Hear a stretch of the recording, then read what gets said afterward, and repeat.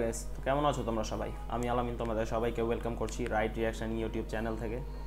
তো গাইস, একটা খুবই খারাপ বিষয় যেটা নিয়ে আমার কথা বলাটাই কথা বলতেই মনে চাইতেছে না, এমন একটা বিষয় নিয়ে কথা বলতে আসতেছি, সেটা হইতেছে দরদ মুভিটা নিয়ে। আমি দরদ মুভি মুক্তির আগে একটা কথা বলছিলাম যে অনন্য মামুনের এই চাপাবাজির কারণে দরদ মুভির একটা বড় ধরনের লোকসান হইতে যাইতেছে।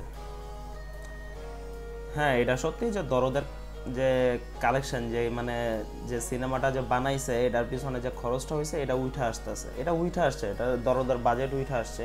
কারণ সাকিবের সিনেমা যেহেতু বাজেট কোনোদিনও পুরা থাকবে না, উঠা যাবে। এখন সিনেমা হাজার খারাপ হইলেও ওইটা সাকিবের কারণে উঠে আসে। এই কারণেই ডিরেক্টররা বড় বাজেটের সিনেমায় সাকিবের নিতে সাহস করে।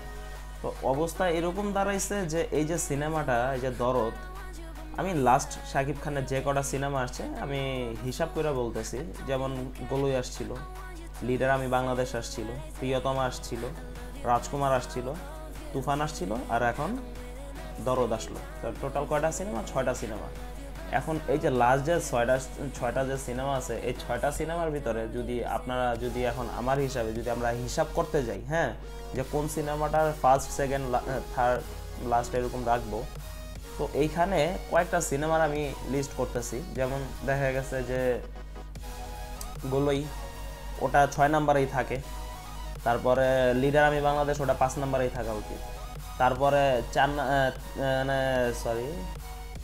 4 নম্বরে থাকা উচিত কোন সিনেমাটা? 4 নম্বরে থাকা উচিত হয়েছে যে আমাদের প্রিয়তমা। তারপরে 3 নম্বরে থাকা উচিত এই দরদ, 2 নম্বরে থাকা উচিত রাজকুমার, আর 1 নম্বরে থাকা উচিত তুফানের। তো এখন যদি আমি বলি যে প্রিয়তমা, গোলই আর হইতেছে যে লিডার আমি বাংলাদেশ, এগুলা থেকে হাজার গুণে ভালো সিনেমা ছিল দরদ, হাজার গুণে ভালো করছে দরদে।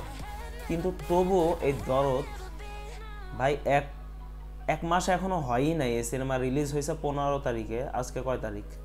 এখনো 1 মাস হয় নাই, এই সিনেমার নাম নাই, সিনেমাটারে নিয়ে প্রচারণা নাই কোনো। এই যে সিনেমাটা যে রিলিজ হয়েছে, আমি দরদের কথাও যদি হিসাব দরদের সাথে আমি যদি প্রিয়তমার হিসাব করি, প্রিয়তমা কতদিন চলছে? ঈদ পার হইয়া যাওয়ার পরেও এই সিনেমা চলতেই আসিল। ঈদ পার হওয়ার পরেও 3 মাস 4 মাস ধরে টানা সিনেমা চলছে, 100 দিনের উপরে এটা সিনেমা হলে ছিল। আর এটা ধুমায়া ব্যবসা করছে, রমরমা একটা ব্যবসা করছে, যেটা আবার দরদ নাই, দরদের কোনো নামই নাই। ওই জায়গায় আপনার রাজকুমার দেখি আমরা, রাজকুমার প্রিয়তমা থেকে কম কালেকশন করছে। কি কারণে করছে? রাজকুমারেরও কিন্তু কালেকশন ভালো ছিল, কিন্তু রাজকুমার প্রিয়তমা থেকে অনেক কম কালেকশন করছিল। কি কারণে করছিল? মার্কেটিংয়ের দিক দিয়ে একটা দুর্বল ছিল, যার কারণে এই সিনেমাটা কালেকশন কম করছে। তারপরেও এই সিনেমা 45 দিন 46 দিন সিনেমা হলে ভালো মতো এটা কালেকশন করছে। তুফান তো ভাই আলাদা একটা জায়গায় নিয়ে গেছে বাংলাদেশের সিনেমা ইন্ডাস্ট্রিতে। যদি এই ছাত্র আন্দোলনের ভিতরে যদি না ফাসতো না তুফান, তাইলে ভাই আমি নিশ্চিত যে তুফান যে 56 কোটি টাকা যে কামাই করছে, এই তুফান 56 জায়গায় আরও 10 কোটি অ্যাড করা লাগতো, আরও নিম্নত আরও 10 কোটি অ্যাড করা লাগতো, তারপরও তুফান চলতো। কিন্তু তুফান এখনও মানুষ দেখবে, কিন্তু এই সিনেমাটাও মানুষ দেখবে। মানুষ এই সিনেমাটার প্রতি একটা ঝোঁক ছিল। এটারে কে নষ্ট করছে? আমাদের অনন্য মামুন সাহেব। কী কারণে নষ্ট করছে? বারবার ডেট পিছাইছে, বারবার মিথ্যা কথা বলছে, বারবার চাপাবাজি করছে। আর তখনই আমি বলছিলাম যে এই সিনেমাটা ফ্লপ হইতে যাইতেছে আমার মনে হয়। এখন সিনেমা হয়তো ফ্লপ হবে না, কিন্তু এই সিনেমার নাম থাকবে না। এক মাস এই সিনেমা হলে ঠিক মতো চলবে না। ইদানিং আমি দেখতেছি কিছু হল মালিকেরা রিভিউ দিতেছে, ভাই আমার পুরো সিনেমা হল ফাঁকা। শাকিব খানের লাস্ট কোন সিনেমাটাতে এরকম দেখাইছে যে ভাই সিনেমা হল ফাঁকা? কোন সিনেমা হলে দেখাইছে এটা? এই সিনেমা হলে এটা দেখাইতেছে।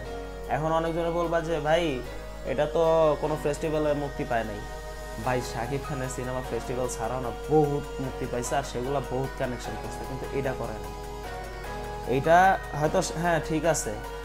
আর তোমরা এটা খেয়াল করছো যে এটা তুফানের ফার্স্ট ডের কালেকশন রেকর্ড করছে। এটা বাংলাদেশের বর্তমানে সর্বোচ্চ কালেকশন যদি কোনো সিনেমা করে থাকে সেটা একদিনে, সেটা হইতেছে দরদ।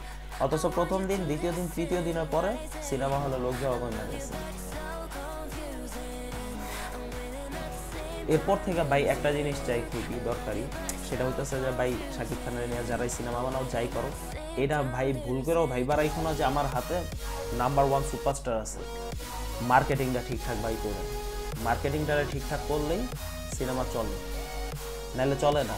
দরদ প্রিয়তমা হয়তো মার্কেটিং সেরকমভাবে করে নাই, কিন্তু প্রিয়তমার যে পোস্টারগুলো ছিল ওগুলা ছিল নজর কাড়ে। আর ওইটা যেই সময় রিলিজ পাওয়ার কথা ঠিক ওই টাইমটাই রিলিজ পাইছে। রাজকুমারেরও সেম হালাতি, পোস্টার এগুলা ভালো মতো নাম কামায় গেছে, তারপরে যেই রেটে রিলিজ হওয়ার কথা ঠিক ওই রেটে হয়েছে।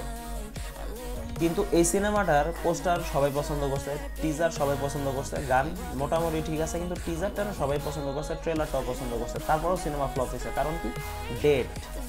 ডেটটা পিছায় নেই, কতবার ডেটটারে পিছাইছে। যাক ভাই, আমার তো এটা মন্তব্য ছিল, তোমাদের কার কি মন্তব্য? বিশেষ করে সাকিব ভাই যারা আছো ভাই, দেখছি ভাই আগে একটা ভিডিওতে আমার খুব গালাগালি করছো, তো তোমাদের কার কি মন্তব্য অবশ্যই জানাও আমারে, ঠিক আছে? আর যদি আমার এই ভিডিওটা ভালো লাগে অবশ্যই লাইক কমেন্ট শেয়ার করো। আর যদি চ্যানেলটাতে নতুন হয়ে থাকো, নতুন তো অবশ্যই ভাই চ্যানেলটারে সাবস্ক্রাইব করে দিয়া বেল আইকনটা ক্লিক করে পাশে থাকবা। দেখা হচ্ছে নেক্সট ভিডিওতে, ততদিনে সবাই ভালো থাকো, সুস্থ থাকো, নিজের খেয়াল রাখো। আল্লাহ হাফেজ।